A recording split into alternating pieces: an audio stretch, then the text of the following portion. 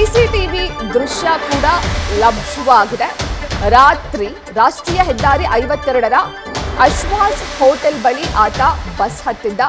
Bus ಹತ್ತುವ ಮುನ್ನ ಹೋಟೆಲ್ನಲ್ಲಿ ಊಟ ಖರೀದಿ ಮಾಡಿ ಊಟವನ್ನು ಕೂಡ ಸೇವಿಸಿದ್ದ. ಅಂಕೋಲಾದಿಂದ ಬೆಂಗಳೂರಿಗೆ ನಾಗೇಂದ್ರ ಬಂದಿದ್ದ.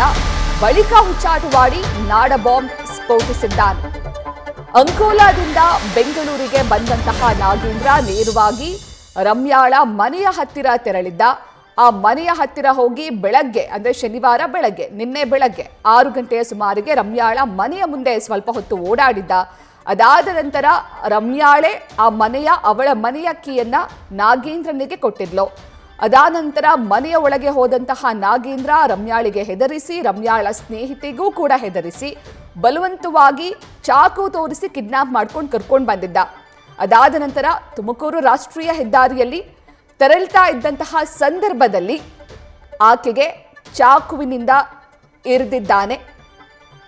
ಇನ್ನು ಈ ಸಂದರ್ಭದಲ್ಲಿ ಯುವತಿ ರಮ್ಯಾ ನೀಡಿರುವಂತಹ ಹೇಳಿಕೆಯ ಪ್ರಕಾರ ಮದುವೆಗೆ ಬಲವಂತ ಮಾಡ್ತಾ ಇದ್ದ, ನನಗಿಷ್ಟ ಇರಲಿಲ್ಲ, ನಾನು ಒಪ್ಕೊಂಡಿರಲಿಲ್ಲ ಅಂತ ಹೇಳಿದ್ದಾಳೆ.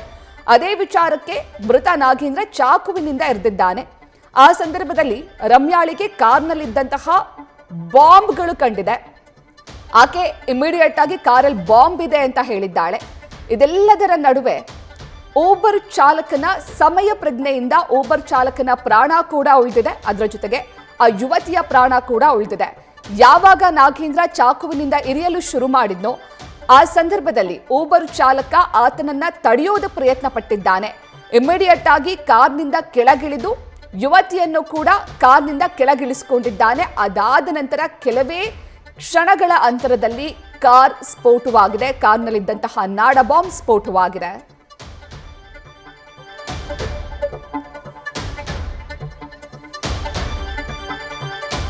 ನೀವು ದೃಶ್ಯದಲ್ಲಿ ಗಮನಿಸ್ತಾ ಇದ್ದೀರಾ, ಅಂಕೋಲಾದಿಂದ ನಾಗೇಂದ್ರ ಬೆಂಗಳೂರಿಗೆ ಅಂತ ಬರೋದಕ್ಕೆ ಹೊರಟಿದ್ದಂತಹ ಸಂದರ್ಭದಲ್ಲಿ ಅಲ್ಲೇ ಇದ್ದಂತಹ ಹೋಟೆಲ್ ಒಂದರಲ್ಲಿ ಆತ ಊಟವನ್ನ ಖರೀದಿ ಮಾಡಿ ಅದಾದ ನಂತರ ಬಸ್ ಹತ್ತಿದ ದೃಶ್ಯಾವಳಿಗಳನ್ನ ಕೂಡ ನೀವು ಗಮನಿಸ್ತಾ ಇದ್ದೀರಾ.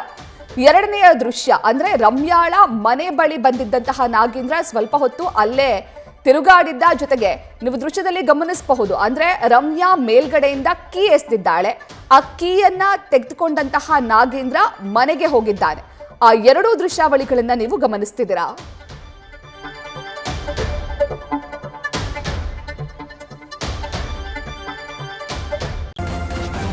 ನ್ಯೂಸ್ ಫಸ್ಟ್ ನಿರ್ಭೀತಿಯಿಂದ ನಿಮ್ಮ ಪರವಾಗಿ.